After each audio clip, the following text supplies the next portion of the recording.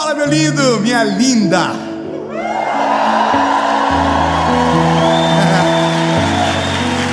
Com essa mensagem, nós chegamos exatamente no meio da série Vida. Eu quero muito que você fique comigo até o final. Elimine distrações, sabe? E abra o teu coração para aquilo que o Senhor vai falar com você. É algo importante. Eu só quero te pedir um favor antes de começar o vídeo. Se inscreve no canal, ativa o sininho, compartilha, dá um like. Aliás, essa parada do like, vocês viram que tiraram o dislike agora, né? Vocês viram? Não tem mais dislike, agora você é obrigado a gostar mesmo. Então, eu, quando gravei o primeiro vídeo, a minha mãe ligou pra mim, brava. Ela disse: filho, eu acabei de entrar no teu canal e alguém deu um dislike no vídeo. Nem sabia ela da confusão que viria pela frente. Mas hoje não tem mais dislike, então dá like, mesmo que seja por pena. Não, brincadeira. Compartilha, manda para todo mundo e vamos para a mensagem.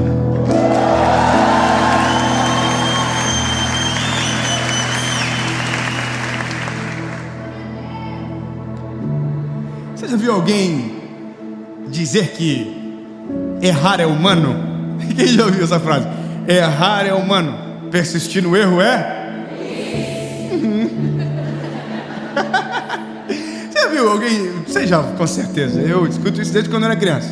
Você já ouviu outro que dizem que está na Bíblia? O cair é do homem, o levantar é de Deus. Não está na Bíblia. Tem gente que diz: nossa, com tanta certeza, que até eu fico um pouco com dúvida às vezes. Esses dias uma senhora falou: assim como diz na Bíblia, quem não chora não mama. Aí o pastor atrás dela falou: irmã, não está na Bíblia. Ela falou: mas pastor, podia colocar, né? Tão bonitinho. Pois é, tem coisas que a gente cria, tem coisas que a gente diz, tem coisas que a gente atribui a Deus, como se Deus tivesse dito. E a gente tem alguns aprendizados que parece que nos incentivam muito mais ao erro do que tentar acertar de verdade. E é sobre isso. É sobre uma frase que precisa ser consertada no nosso coração, como por exemplo a expressão foguete não tem ré. Porque agora tem. E Deus me fez ver algumas coisas esses dias agora que fizeram que toda essa mensagem nascesse. O texto bíblico é Josué capítulo 24, versículo de número 15. Eu já preguei essa mensagem em outros contextos, mas hoje será diferente. Josué capítulo de número 24, versículo de número 15. Diz o seguinte a palavra: e se vos parece mal servir ao Senhor, escolham quem vocês irão servir, se aos deuses dos vossos pais, os quais ficaram do outro lado do rio, ou aos deuses dos amorreus em cuja terra habitais. Eu, porém, eu e a minha casa serviremos ao Senhor. Todo mundo já leu esse texto pelo menos alguma vez na vida. E é uma história fantástica, a história do êxodo, que termina em Josué e Caleb levando esse povo à terra prometida. Mas a história ela é muito mais longa. Ela começa em Moisés. O povo está preso, está cativo no Egito. Deus levanta um garotinho que é colocado num cesto de junco, vai ser criado no palácio. Ele cresce no palácio e se torna uma voz do povo de Deus dentro do palácio. Então Deus ativa ele fala com o faraó libera, mas não libera. E todas as vezes que faraó não liberou, viveu uma praga todo o Egito. Foram 10, durante 10 vezes, até que chega uma hora que o povo é liberado e vai viver o deserto passageiro em direção à terra prometida. Porém nunca chegou na terra prometida, porque era mau, era coração dividido, pecava contra Deus, ora adorava Baal, outrora ao Deus de Israel, não respeitava as ordens, era teimoso, reclamão, era meio eu e você.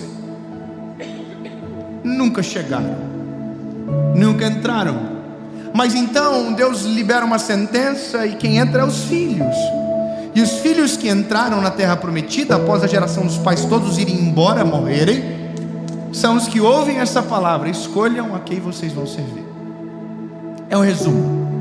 É um resumo que consubstancia a partida dessa história, a reflexão dessa mensagem, a frase aprender com o erro. Eu estou vendo um documentário esses dias, e no documentário é a história de um bilionário americano chamado Elon Musk. Fantástica o documentário da vida dele. Ele é basicamente não sobre a vida, mas sobre a SpaceX, eu acho que é isso. Um dia esse jovem Elon Musk resolveu criar uma nave espacial. Ele é maluco. E ele não investiu pouco, ele investiu bilhões do dinheiro dele. Todo mundo disse: você é doente da cabeça, rapaz, isso não vai dar certo nem a pau. E ele não só quis fazer um foguete voar para cima, como fez um foguete dar ré. As operações espaciais, os ônibus espaciais eram extremamente caros. O que ele queria fazer? Um ônibus espacial que desse para reutilizar. Maluco, doido da cabeça. Nessa corrida espacial, normalmente países brigam. De repente tem uma pessoa.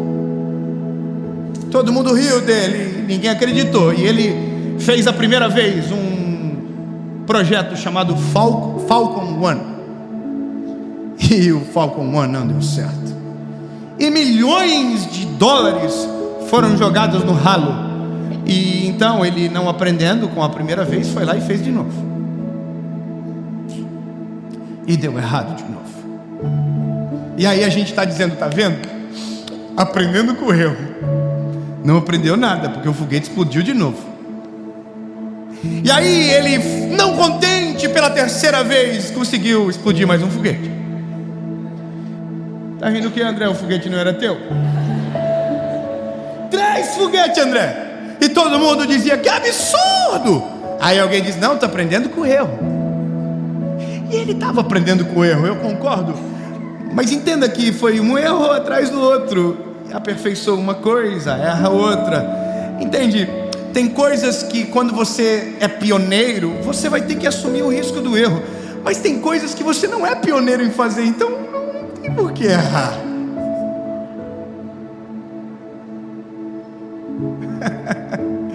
Então, irmão, errar é burrice desde o início, quando alguém já errou antes de você.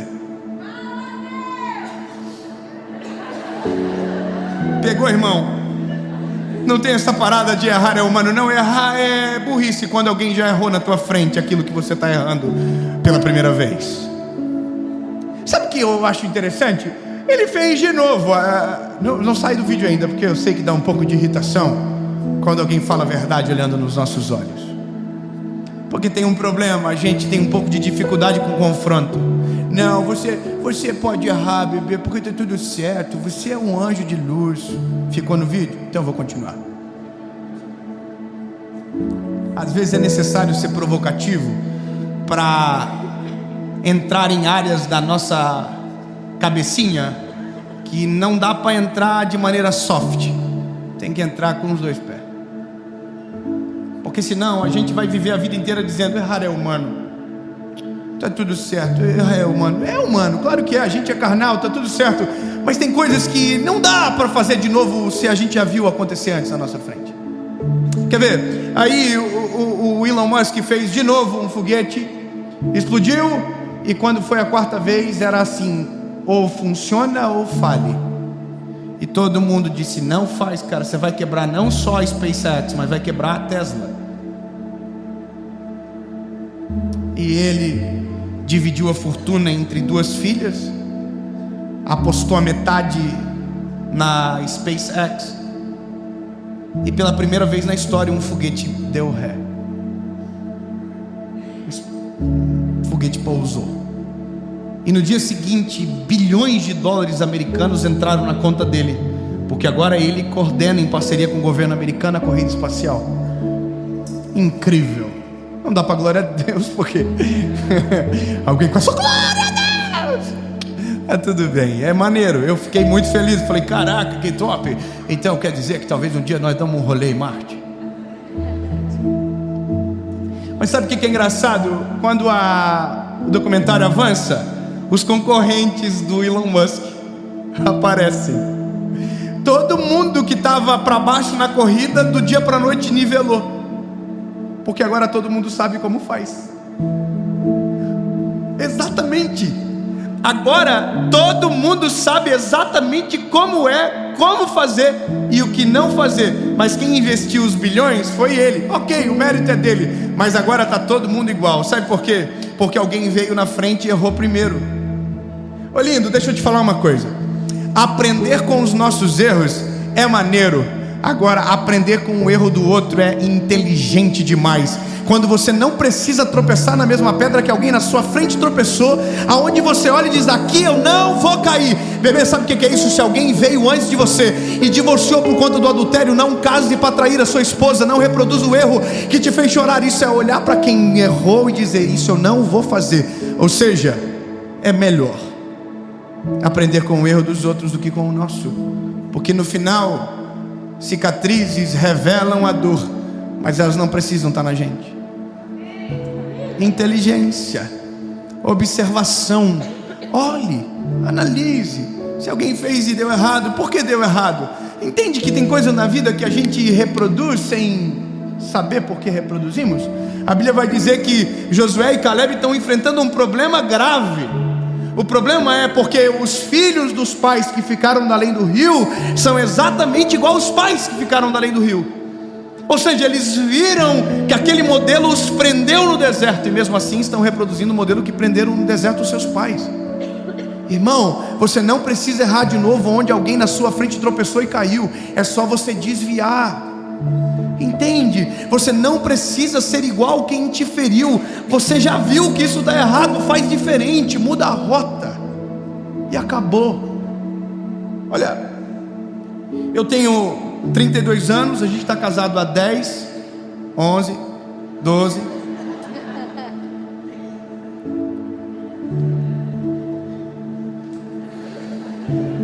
Tem que aprender com o erro, irmão. Quando você for falar isso em público, pense bem, coloca na calculadora, vê a data de partida, para não tomar um carão.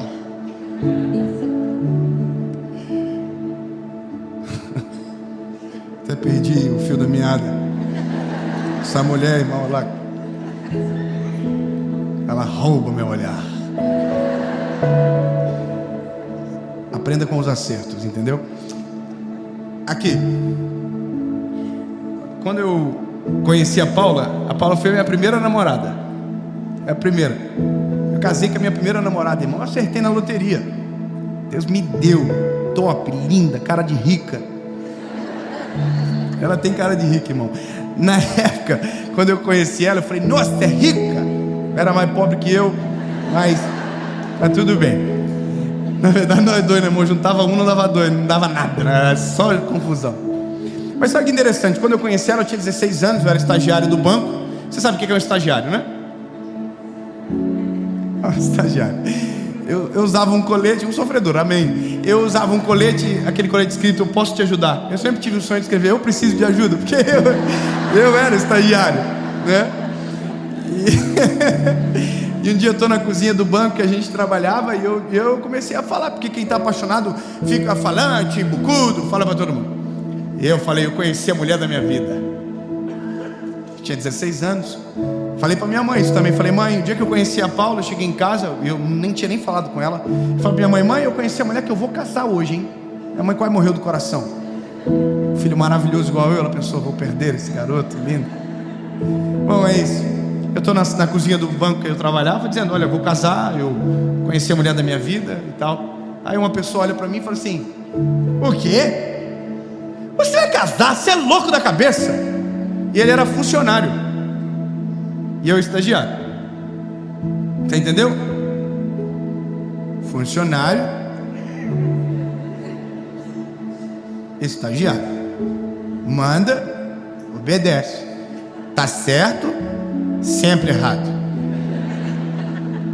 Então ele falou para mim: você é maluco? Você vai destruir a tua vida. Eu tô assim, ó. E ele começou a pesar eu, irmão. Você vai destruir a tua vida. A mulher só quer uma coisa: dinheiro. E não sei o quê. E vá. E foi pesando, irmão, todo mundo com ele assim, tá certo, aleluia. Porque entende, havia um desnível hierárquico muito grande. E ele foi falando, irmão. Quando ele falou tudo que ele tinha que falar, eu juntei toda a coragem de estagiário que eu tinha, que era quase nada, e falei para ele assim: você é casado?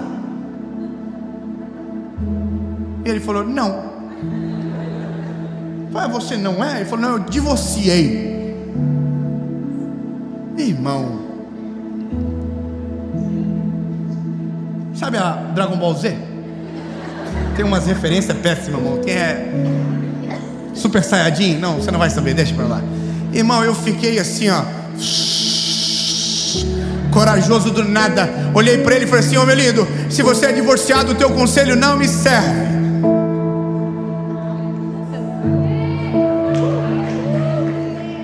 Todo mundo frisou. Todo mundo fez assim. E eu também. Mas como eu já tinha dado o primeiro tiro, irmão, terminei.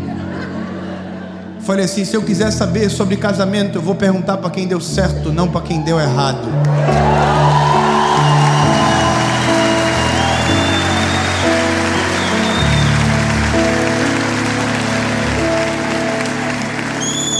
No final do dia, assinei umas folhas. Mas meti o louco, entrei na história da Caixa Econômica. Ai meu Deus, por que eu fiz isso? Mas eu era tão jovem e já tinha entendido uma coisa: o erro dos outros só é professor quando eu sei que aquilo não deve ser repetido, senão se torna o meu algoz para que eu reproduza de maneira, sabe, repetida. Porque se a gente não cuidar, a gente é a cópia daquilo que nos feriu. Se a gente não cuidar, a gente vê o erro e quando menos percebe, a gente erra igual. Parece que é uma parada meio que simbiótica. Quando a gente vê, grudou em nós e a gente está fazendo igual. O pai divorciou porque era um adúltero, e aí o garoto casa e ele não pode ver um rabo de saia. O rapaz, você viu onde está o teu pai? Toma vergonha na cara. Minha linda, você viu que a tua mãe era narcisista, tratava mal as pessoas, era invejosa. Você viu o que ela está vivendo até agora? Não vive igual, minha linda. Não reproduza. Ei, não reproduza desonestidade, não reproduza traumas, não reproduza dores, não reproduza conflitos.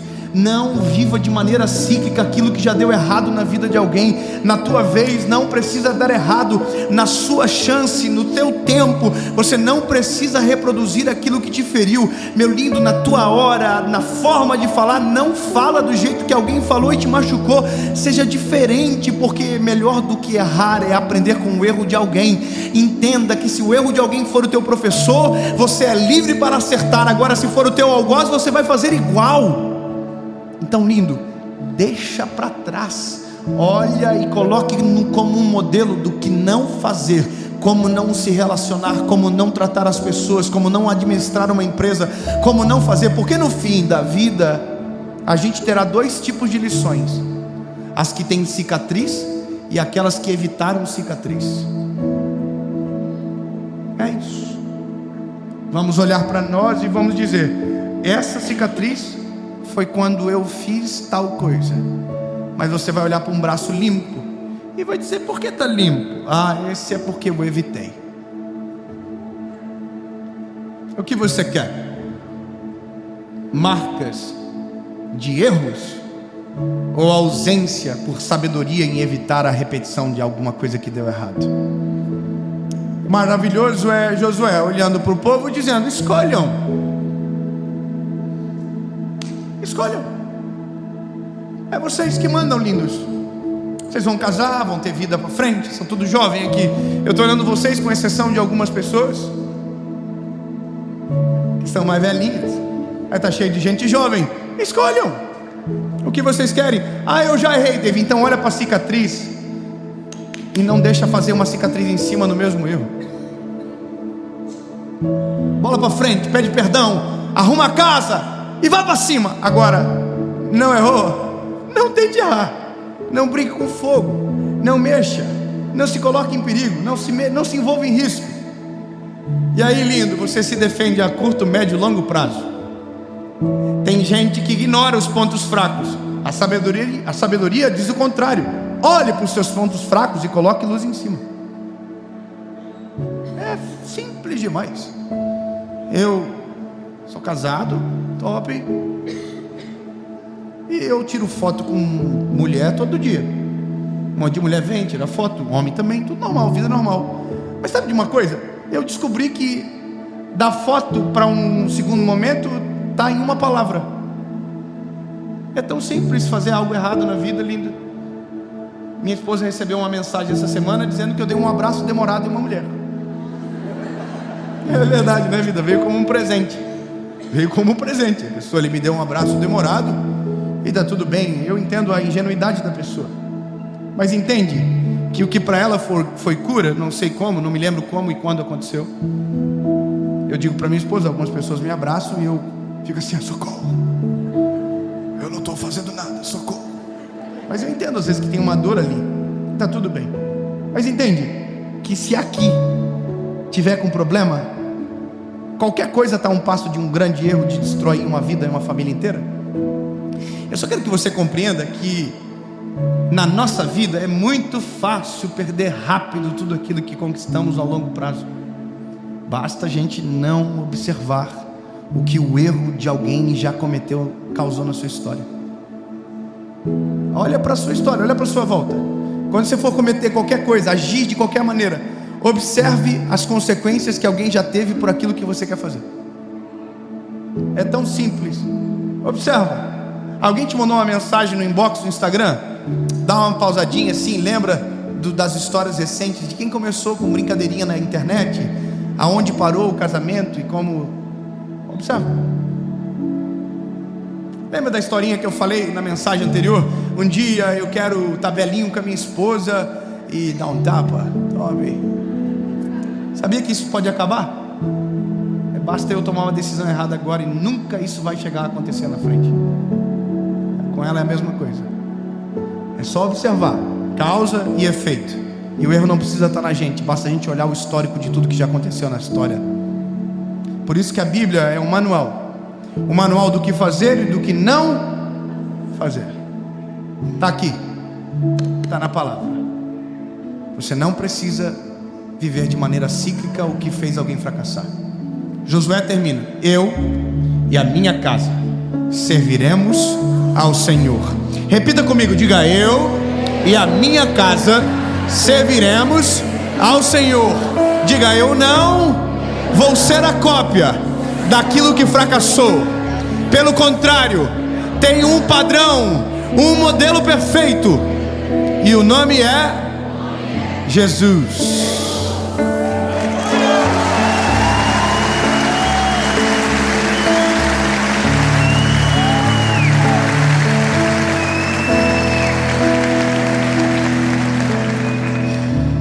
Senhor Jesus, obrigado, Pai, porque o Senhor nos abre a visão, o Senhor nos faz enxergar aquilo que não conseguimos, nos dá sabedoria para olhar aonde os nossos pés não podem vacilar. Tem coisas que são novas, Senhor, mas tem coisas que são antigas e que é só a gente olhar um pouquinho para a história recente, que a gente não vai fazer igual. Jesus, eu não quero casamento que acabe, eu não quero finanças que quebrem, eu não quero emoções falidas, eu não quero coração duro. Não, Jesus, eu não quero. Diga para o Senhor: eu não quero ter que errar, Jesus, eu não quero. Senhor, tira de mim isso. Senhor, me faz ver, enxergar e mudar de vida. Eu não quero reproduzir, Senhor, aquilo que já fez alguém ir embora e perder muita coisa. Deus, em nome de Jesus, Pai, eu reconheço o Senhor como meu Salvador. Eu não quero viver longe da Tua presença. Diga, eu não quero, Jesus. Eu quero ser Teu, eu quero entregar a minha vida, Senhor. Se quem veio antes não fez, se quem veio antes não Te conheceu, Jesus, eu quero Te conhecer. Eu quero viver completamente Seu, Pai. Deus, em nome de Jesus, não me deixa, perdão, Jesus, não me deixa reproduzir aquilo que me fez chorar, porque agora não sou eu, não vivo mais eu, mas o Senhor vive em mim.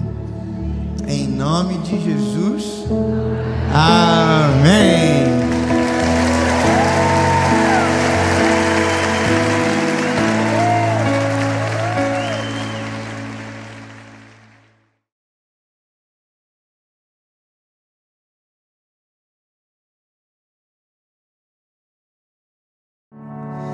Fala, meu lindo, minha linda.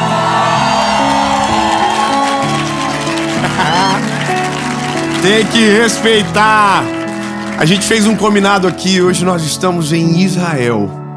Então cada irmão que está aqui, nós estamos em menos 20 irmãos. E já está dando certo. Já está pelo menos 1 para 5 até agora. Eu quero convidar você a mergulhar com a gente em uma das séries talvez mais importantes da nossa vida. Ao fundo, nós temos a Galileia, e aí do outro lado nós temos você, que veio buscar uma palavra de Jesus. E você pode ter toda certeza, Jesus é a palavra que você precisa, e em nome de Jesus você vai ser alcançado por essa voz que pode mudar a nossa vida para sempre. Amém? Eu quero te pedir um favor antes de começar o vídeo, algo que faz parte da nossa...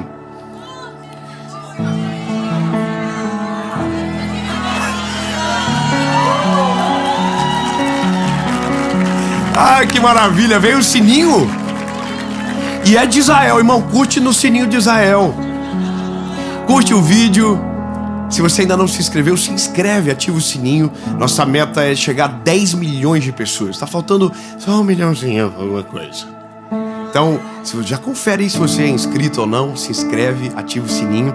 Porque toda segunda-feira, nas próximas 8, principalmente, nós temos um encontro de Israel aí com você, de qualquer lugar do mundo que está assistindo essa mensagem.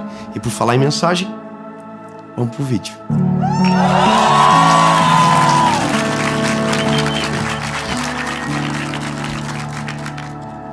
Evangelho de Jesus, conforme escreveu Lucas, capítulo de número 5, versículo de número 4.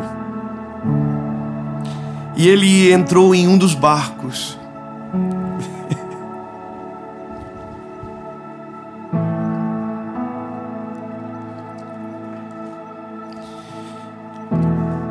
Aqui. Não vai ser muito fácil. Vamos de novo. Ele entrou em um dos barcos. Aqui. Ai, Jesus.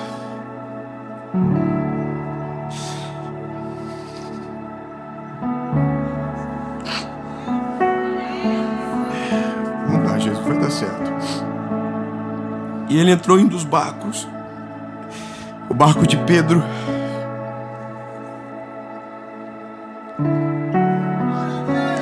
Calma, vai dar certo. Eu vou voltar. Eu vou antecipar, vou parar a parte do barco. Quando ele terminou de falar, disse a Pedro: navega para o mais profundo e lança as redes novamente. E Pedro disse: mestre, nós trabalhamos a noite toda, não pescamos nada. Porém, pelo meio da tua palavra, nós vamos lançar a rede. Eu já falei sobre isso milhares de vezes. Talvez seja um dos textos meus preferidos. É um texto que permeia a minha vida durante muito tempo. Mas agora a gente está aqui com esse lago no fundo, onde tudo isso aconteceu.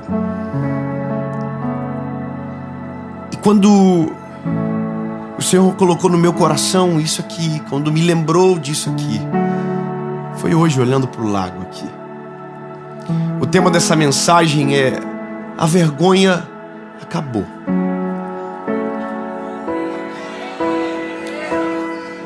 Eu vou te explicar melhor. Existe um momento na nossa vida que parece que está dando tudo tão errado, mas tudo tão errado, que é impossível de acontecer alguma coisa que mude a nossa história. É como se nós entrássemos numa espiral aonde os horizontes desaparecem, aonde nós não conseguimos mais ver a esperança do que Deus pode fazer. Ou será que de verdade existe um Deus que olha para mim, que olha para minha história e que se importa comigo? São nessas fases de canseira da vida aonde nós passamos a vergonha de olhar para nós no espelho e ter que reconhecer que parece que tudo acabou. Eu falo para muitas pessoas todos os dias, e o que eu percebo às vezes é que às vezes uma falta de esperança invade o coração e o brilho dos olhos acaba indo embora, sabe? Quando parece que todas as promessas de Jesus não vão acontecer, quando temos a impressão que tudo aquilo que a gente faz dá errado. Eu não sei se você já sentiu isso, mas um dia alguém me falou: cara, eu não sei o que acontece comigo, mas tudo que eu toco a mão pode estar dando muito certo para alguém. É eu encostar a mão e começa a dar errado. E sabe, essa sensação ela não é verdadeira, ela é uma falsidade da nossa alma. Ou seja, a nossa alma nos ensina a ler de maneira equivocada as coisas da vida. Então as esperanças vão embora, mesmo quando Jesus está junto. E aqui é o ponto.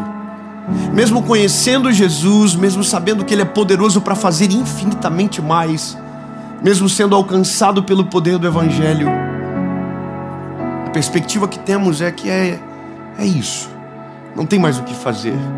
Demos o nosso máximo, fizemos tudo o que podíamos e acabou.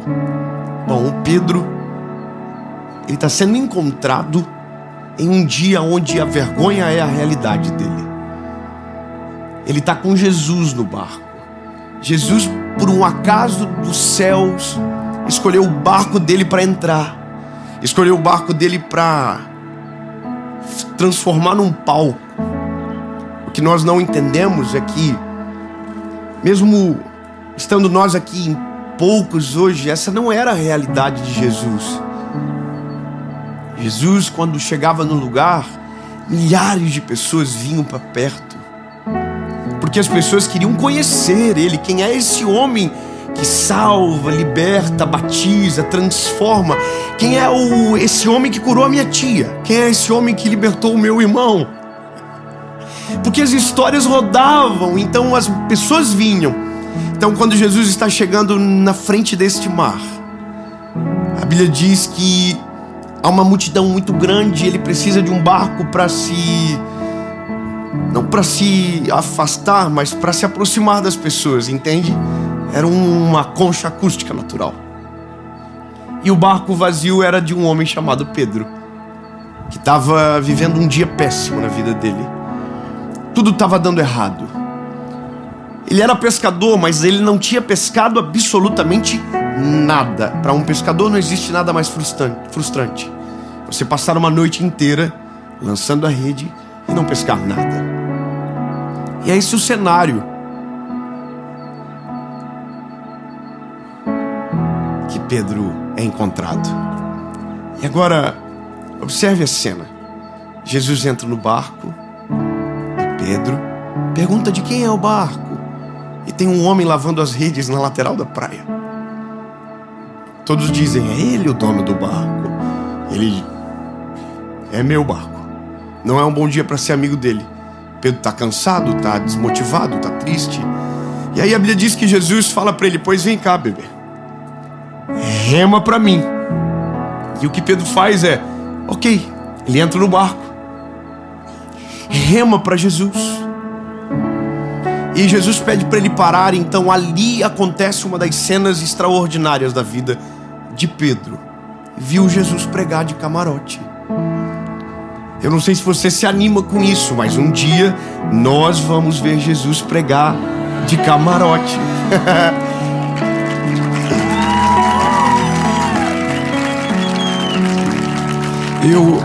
Eu fico feliz que vocês entendem isso, que a promessa de alguém que serve a Jesus é um dia morar com Ele.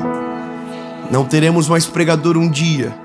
Um dia será a palavra, pregando a palavra. E aí a gente vai ter assunto para falar com o homem. A gente vai dizer: fomos na casa que o Senhor morou. A gente foi no teu sepulcro e não te achou lá. Vamos ter assunto para jogar a conversa fora. Mas escute, a Bíblia vai continuar. Jesus prega, termina de pregar e diz para Pedro: e você, Pedro? Pescou alguma coisa?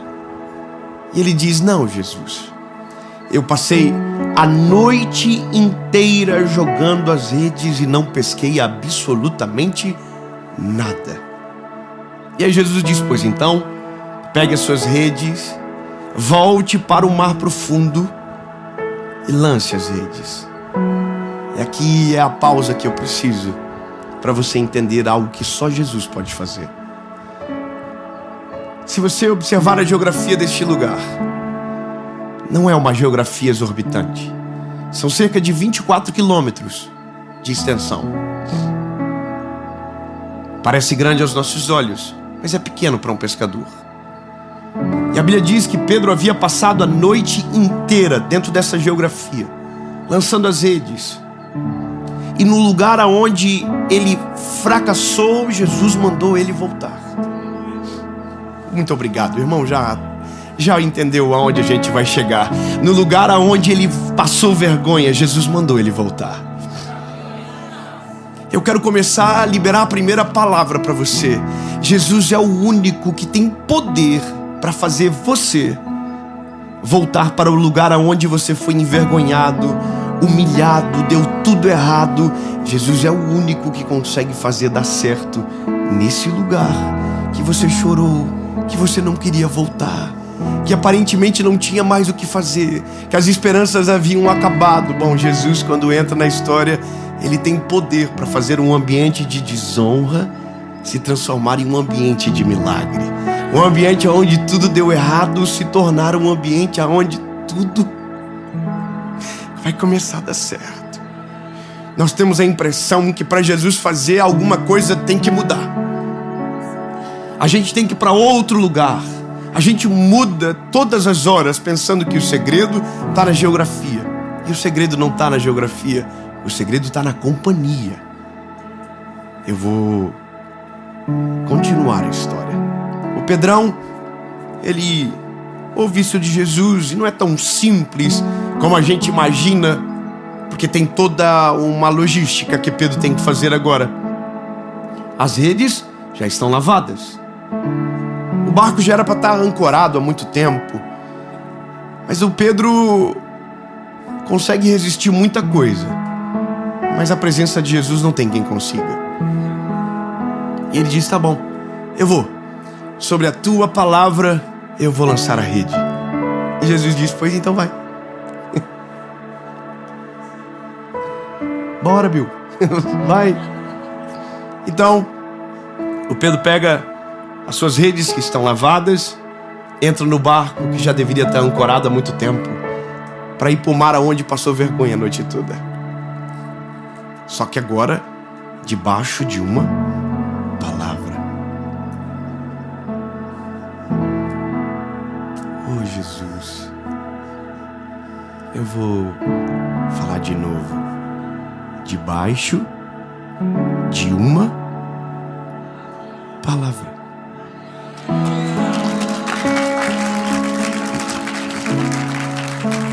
Isso muda tudo. O Pedro vai, joga a rede no lugar que Jesus havia mandado. E a Bíblia diz que quando ele puxa a rede, o que tinha na rede? Peixes. Agora, a pergunta é: aonde os peixes estavam a noite toda?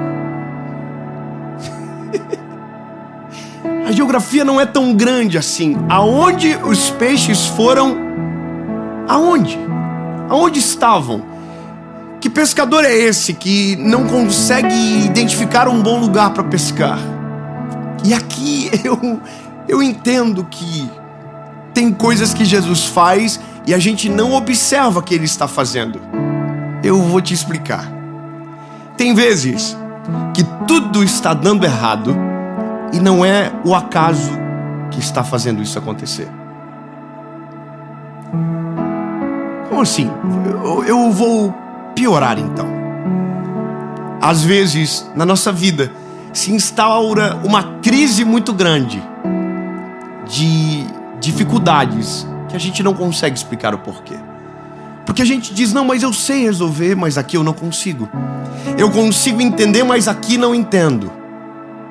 Eu tenho experiência, mas aqui não serve. Então, entendo o que eu vou dizer. A minha perspectiva disso aqui é Jesus falando para os peixinhos à noite. Fica tudo escondidinho. Ai, Jesus, que maravilhoso. Vamos comigo nisso aqui. Jesus falou para os peixinhos à noite. Não está na Bíblia, só está na minha. Não adianta nem procurar. Acrescentares, capítulo 23. Jesus falou para os peixinhos na madrugada: vaza tudo, fica escondido, que está vindo um pescador para cá. E eu vou encontrá-lo ele na manhã seguinte. E quando eu encontrá-lo, eu preciso de uma frustração nele, para poder ativar algo nele que vai mudar a vida dele para sempre e de milhares que serão alcançados pela vida dele. Mas eu só preciso de uma coisa: não cai na rede desse homem. O texto tem que ser: não pescamos nada. Ai de vocês, peixinho. Fica tudo escondido. E agora eu começo a entender que começa a fazer algumas coisas sentidos na nossa vida. Quando tudo está dando errado e de repente dá certo, significa que quando tudo estava dando errado, já estava dando completamente certo. Era Deus trabalhando, moldando, cuidando dos planos, executando da forma que os meus olhos não entendem, minha cognição não compreende, mas quem diz que preciso entender? Quando Jesus está trabalhando, eu só preciso deixar Ele trabalhar. A nossa oração tem que ser: Jesus, não estou entendendo nada. Minha sabedoria não é suficiente. Minha capacidade não é suficiente. Mas se o Senhor Jesus está olhando para mim, se o Senhor está cuidando do meu coração, eu vou descansar. Porque entendo, Senhor, que mesmo quando está dando errado, na verdade, está dando certo. Aí a Bíblia diz que o Pedrão voltou a pescar. Os peixes estavam tudo autorizado, agora fica ligado, que a hora que a rede cair na água, vocês entram debaixo. E foi o que aconteceu. Pedro jogou a rede, os peixes vieram, a rede travou. E Pedro viveu uma coisa que só quem tem Jesus consegue viver. Dá certo aonde a vida toda deu errado. Eu quero liberar uma palavra de Jesus sobre você. Aonde tudo deu errado, aonde a sua fé não alcança mais, os ecossistemas aonde sua esperança já foi embora, porque parece que não tem mais o milagre, não tem mais possibilidade, não tem mais o que fazer. Eu quero declarar em nome de Jesus sobre você, que se você estiver debaixo de uma palavra, o lugar que tudo deu errado vai começar de repente a dar certo. Aonde você desistiu, o milagre vai acontecer. Aonde os seus olhos não enxergam mais nada, vão começar a enxergar. Porque o segredo não é a geografia, o segredo é a palavra. O Pedro travou a rede. Quando travou a rede, eu imagino que o Pedrão ficou doido demais. Voltou para a praia, na mesma praia, no mesmo barco, só que agora com outro sentimento. Na noite anterior, na madrugada, quando chegou na parte da manhã na praia, estava humilhado, envergonhado, e agora está totalmente diferente. Ele chega na praia, Jesus está esperando ele, e a gente pensando que tudo estava dando certo por conta do peixe. Só começa a dar certo, na verdade, quando a última palavra vem sobre a vida do Pedro. Jesus disse para o Pedrão: Pedrão, é o seguinte, tu é um pescador de peixes, mas acabou.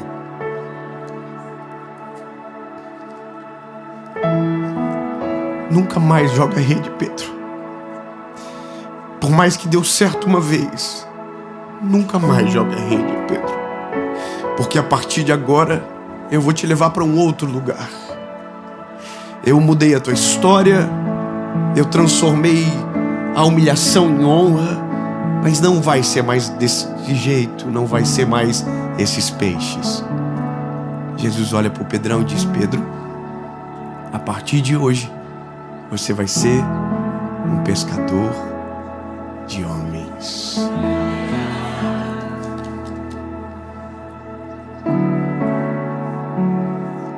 Aqui.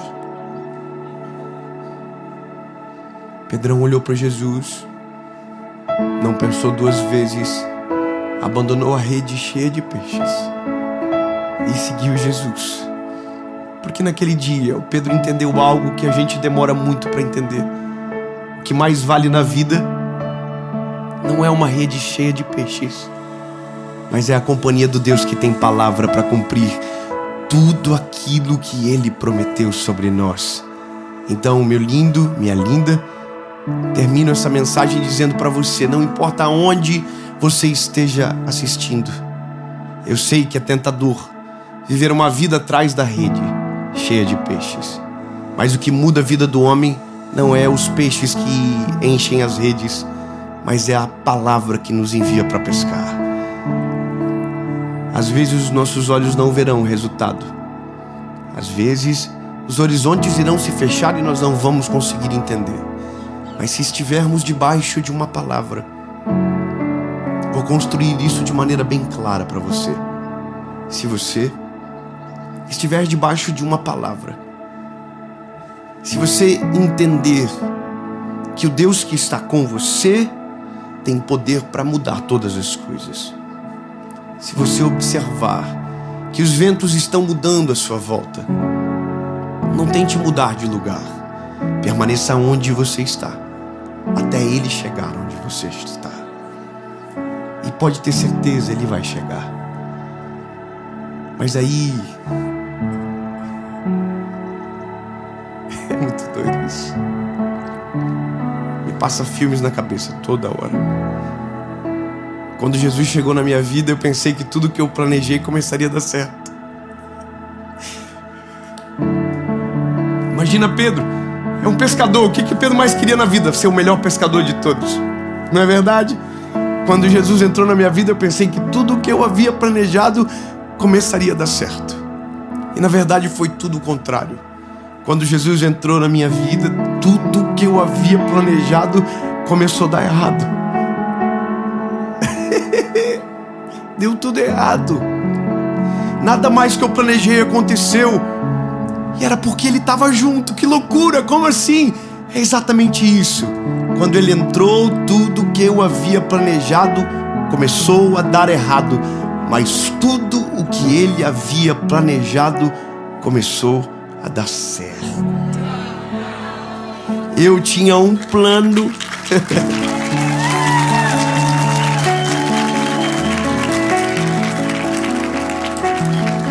Eu tinha um plano. Jesus tinha a gravação de Israel. Vamos agradecer a Jesus pelos planos que estão dando errado, porque muito em breve o que Ele planejou vai começar a dar certo.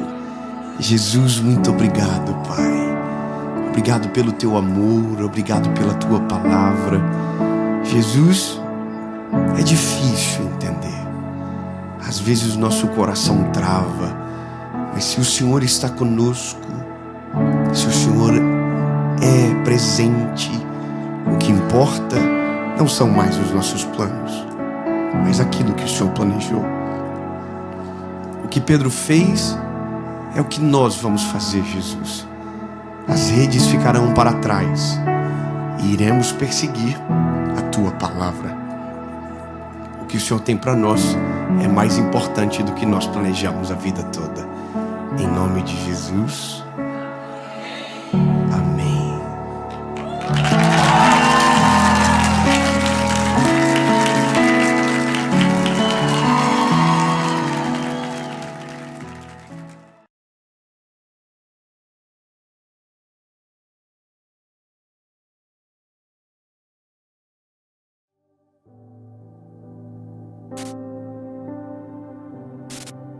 João, capítulo de número 11, versículo de número 35. Diz a palavra: Jesus chorou. Disseram os judeus: vede como o amava. Jesus chorou. Impossível de negar esse fato, dizer que não aconteceu. Um dos maiores símbolos de humanidade foi expressado em Jesus: o choro. Eu me lembro do dia que meu filho nasceu. Um cenário, para quem nunca viu assim, é terrível. Nossa, minha esposa ali, né? E aí de repente meu filho sai. Meu filho. E aí ele chora. E quando ele chora eu faço assim: tá tudo bem com ele. Tá vivo. Quando ele chorou eu descobri vida. Tava vivo. Uau! Mas o choro também é sinônimo de tristeza. Eu me lembro o dia que eu estava sentado nos degraus da escada dos meus avós.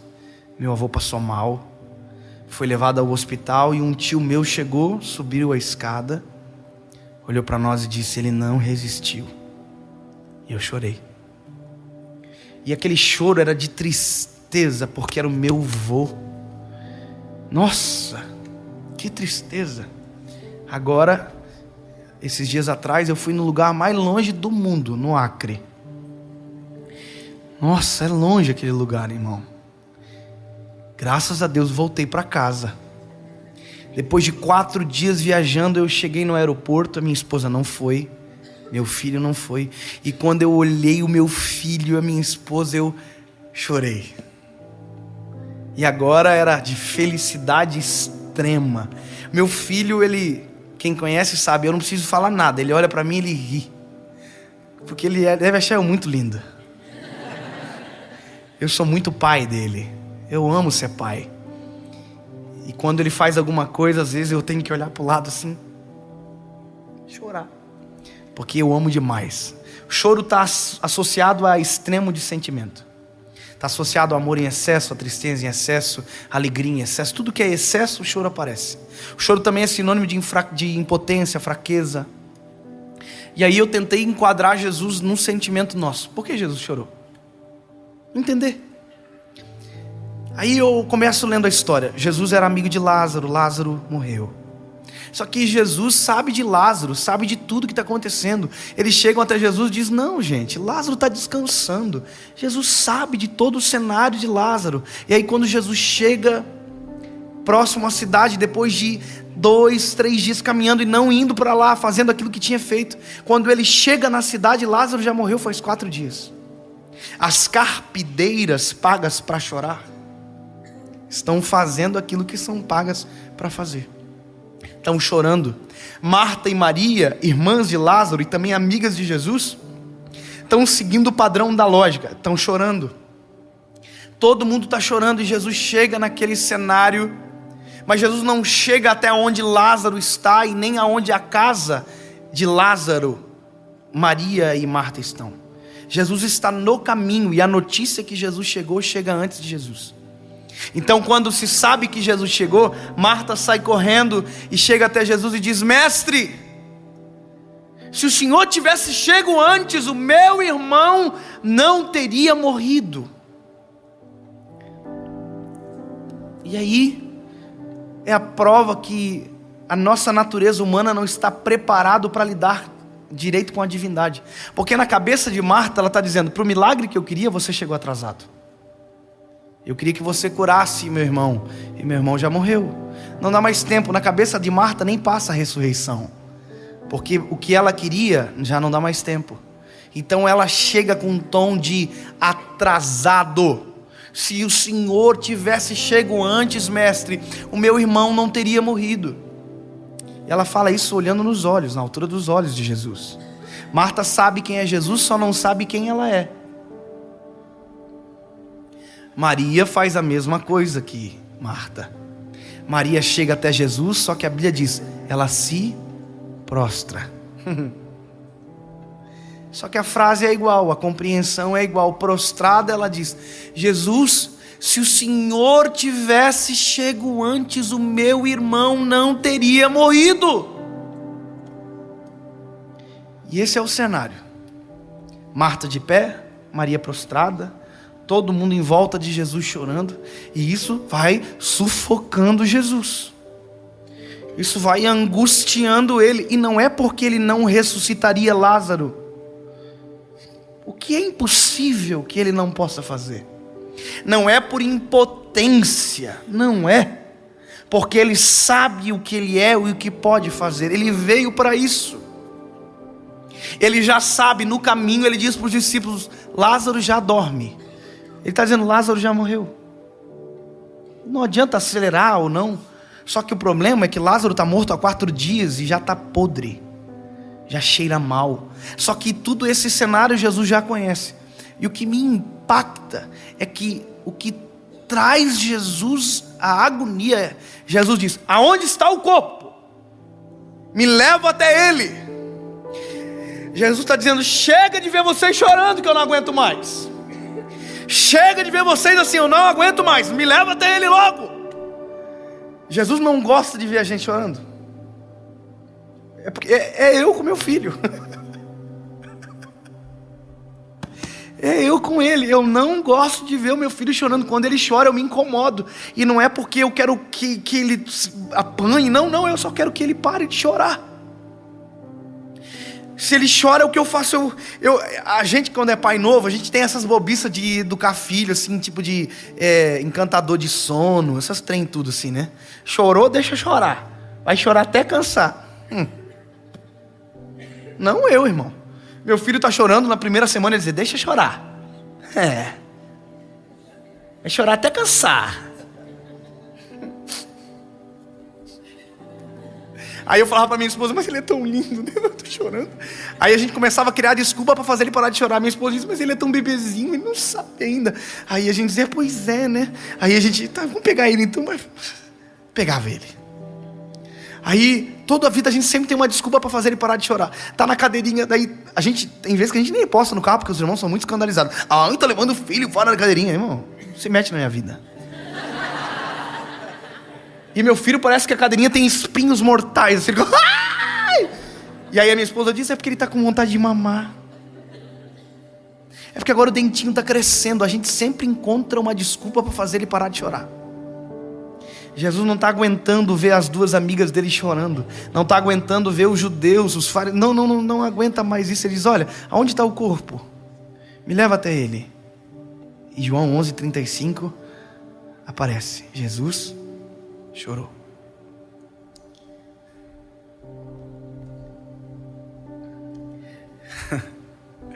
Jesus começa a chorar.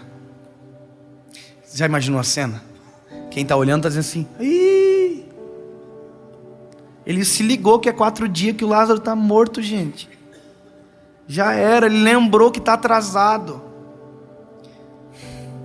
Mas na verdade Jesus chora para fazer eles parar de chorar. Já imaginou que loucura? Eu pago um preço às vezes para o meu filho parar de chorar. Eu estou abrindo mão de uma coisa que pode ser até um pouco bom para ele agora, mas para ele parar de chorar, eu abro mão. Jesus abre mão de toda a potência, toda a segurança, toda a majestade, toda a glória, todo o louvor, e ele chora, porque não resiste. Porque o Senhor não resiste a um coração contrito e quebrantado. Aí Jesus está chorando, está todo mundo assim, aí. Não, vamos até onde ele está. Remove a pedra.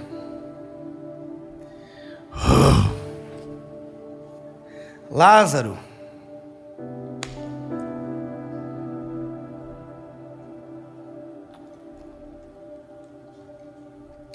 eu estava aqui chorando, Lázaro. Eu não aguento mais chorar. Vem para fora.